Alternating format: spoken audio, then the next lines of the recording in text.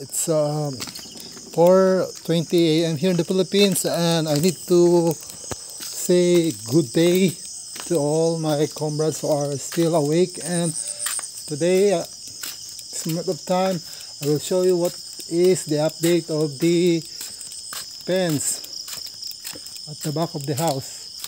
Let's go.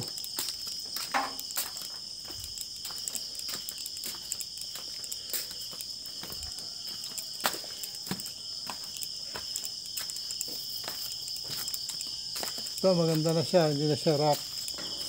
Ayan, ito yung nagawa ng mga trabahador. 3 days na wala ako dito sa bahay.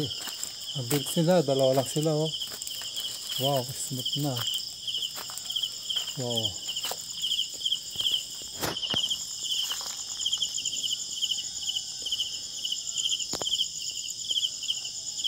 Ayun, may bunga pa yung papaya natin.